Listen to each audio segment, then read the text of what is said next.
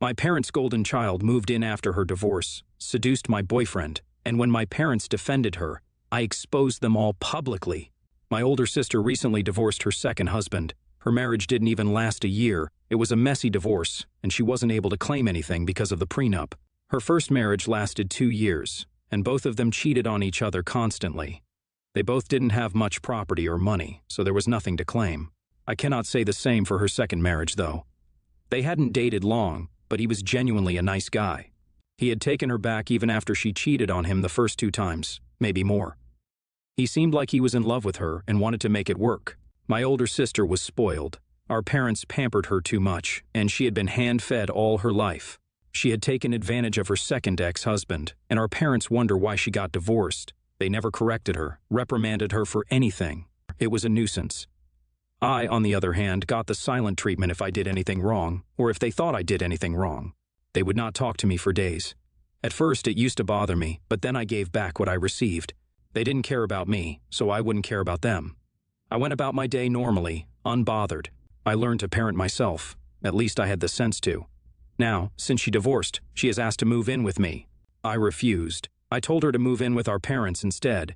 It is their golden child. They should take care of her. I was living with my boyfriend. 1 year he had moved in with me 2 months ago. He didn't own a house. I started investing at a young age and made a few very good ones. Hence, I was able to own the house and afford my lifestyle. I didn't indulge, though. I had a very minimalistic taste. Now, my parents call me up, which they rarely do, and ask me to let my sister move in. I told them no. That pissed them off. I laughed when they tried to tell me that she was going through a rough time. I told them I wasn't the one who told her to cheat. Their horrified gasps were hilarious. It was as if they couldn't believe their golden girl could do such a thing. I hung up on them. Now, my boyfriend and I were good, but I wasn't feeling the passion. It was a dull relationship, and I made him aware of how I felt. He said that he didn't want to break up, and that we could try doing more stuff together to strengthen our connection. I didn't think it was going to work, but I gave it a chance.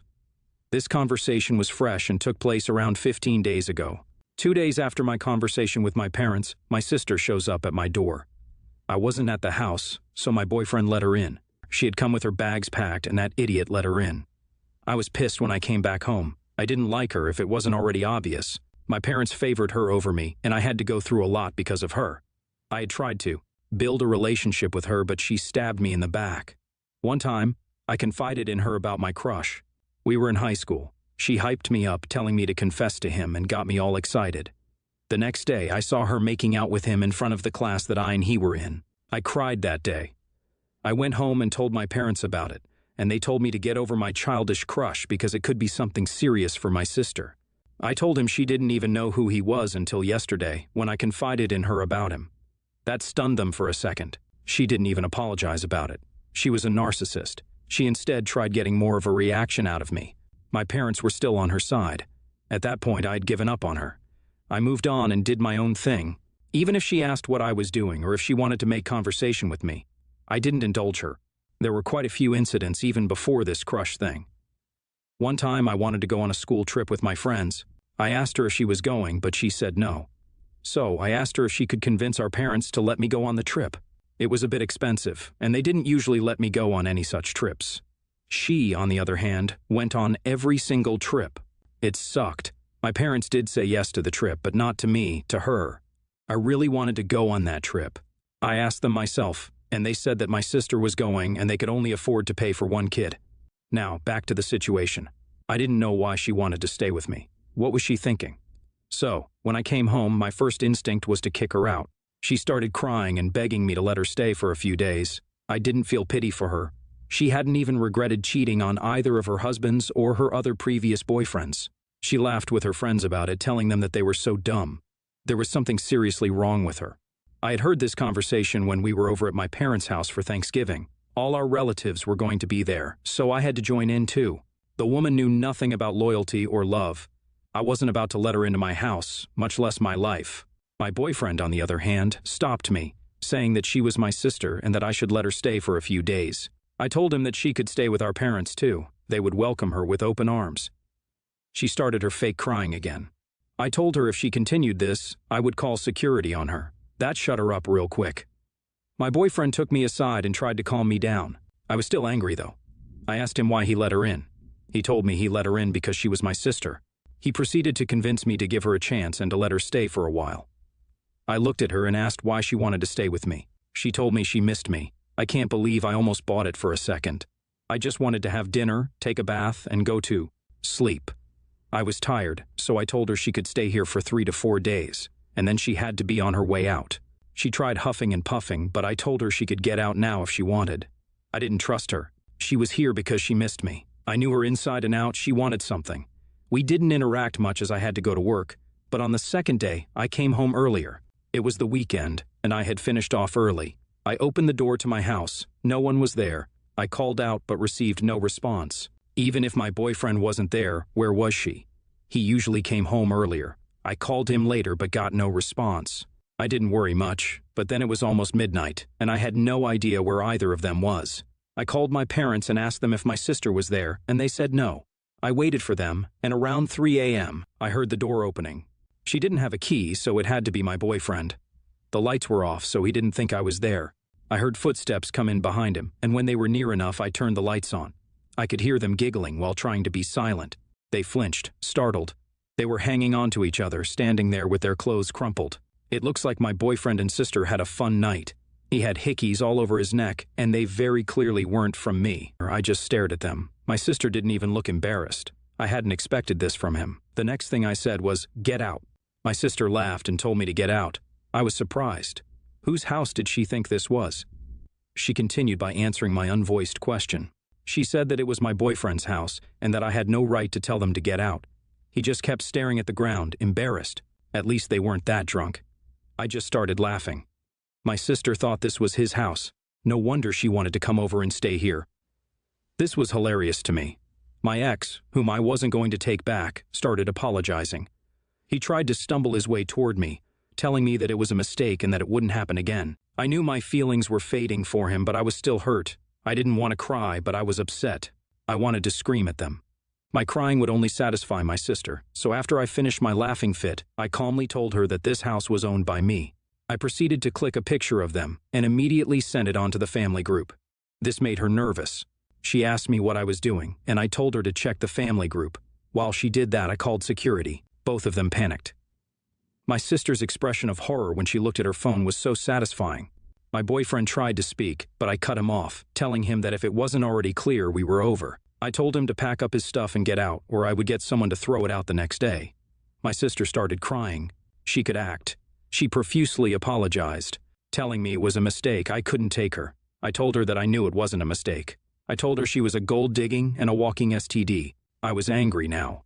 I yelled at my ex, telling him I didn't know he was such a big man. I questioned what he was thinking. Out of all the people, he cheated on me with my sister. He got teary-eyed.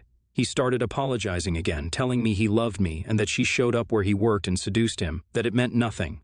I told him, yeah, it meant nothing. This relationship meant nothing. Security came up, and I pushed them aside and let them in. I told security to kick those two out as they weren't leaving on their own. My sister started screaming and begging. He, on the other hand, gave up. I shouted out that they could both enjoy their romance on the streets, homeless, 1-year relationship down the drain. I shut the door and took a deep breath. I convinced myself that he meant nothing to me and tried to go to sleep. The next day, my parents called me. I didn't want to answer, but I thought, let's get it over with. They started ranting that I should never have sent that picture to the group, and that she was lonely, that's why she did that. I told them they were pathetic parents and hung up. What I did do was record the conversation. I once again sent it to the group. The group was already filled with texts questioning my sister about how she could do that to me. This recording would blow it over. They deserved it. Let everybody know their true colors. I blocked my parents, ex, and sister. My parents tried to do damage control on the group, but it didn't work. Everybody was furious with them. I was getting my revenge. A day later, my sister's second ex-husband reached out to me. He was still in the family group. He apologized for what I went through. I don't know if I want to get even more involved in my sister's drama. Update 1 week later. My ex showed up to collect his things. I had already packed it up and left it in the lobby. I didn't want to see him or talk to him. The group is still blowing up. My parents left the group but were added back. The rest of our family wasn't done with them. Some of them even apologized to me for not noticing this behavior before. My sister was getting dragged by all our cousins. Everybody had started speaking up about her behavior. My so-called parents and sister deserved this treatment. They wouldn't live this down for the rest of their lives. NTA, NTA, you're strong AF. If it were me in your position, I would have started crying when they walked in. The audacity they had to walk into your house after they hooked up. Holes. They deserve to be on the streets. Next story. I, female, 32, have been married to my husband, male, 37, for a year. Before I met him, I started a small business, which I eventually grew to a point of making a nice income, a really nice one. I'm by no means rich, but I'm well off. My husband, on the other hand, makes minimum wage working at a shop. It never bothered me, and we combine our finances. Unfortunately, he's been spending irresponsibly, which has become a problem recently. But this is not about that. He invited his mates for a Christmas breakfast with their girlfriend's wife, and we saw them this morning. All his mates are from his job, so earn a similar level. I didn't even think about it until it hit me when they started commenting on our house and pointing things out. Some comments of the wives were not so nice. I don't think I was meant to hear them, such as, "I'm showing off," or "It's too flashy," or "Money don't buy you taste," said when looking at my green couch, which is perfectly tame and normal. During breakfast, some of his mates had a few drinks, and not even wine. They had some lager and got giddy, started asking how much things cost, etc. I dodged the questions, but my husband has been answering them truthfully, and eventually he told them exactly how much I make. I was furious. I am very private about my finances. Not even my mom knows how much exactly I make, and here he is telling people I barely know my financial details. When they left, I blew up at him about that and the lager. I didn't know he had served with breakfast and having drunk people over at 11 a.m. He's saying that I'm uptight and should loosen up a bit, that it's not a good look, and I should stop looking down at them because they work in the supermarket. I'm not. I asked if that's how he felt, and he said no, but they felt that I was showing off with being all dressed up. One of the wives showed up in PJ pants. He started going off, and I decided that I've had enough. He was drunk, and we wouldn't have any discussion. I'm still angry. I told him I'm not going to his mom's Christmas dinner because I didn't want to show off and stayed home. He's still at his mom's, absolutely wasted, and I'm just getting angrier and angrier and need a reality check. Am I the a-hole for getting angry for him telling people how much I make? So your husband is spending irresponsibly when you have combined finances, letting people insult you inside your own home, getting drunk by 11 a.m., sharing your private information with people you barely know, ghosting you, and running to his mommy's house. NTA. It's only been a year, OP.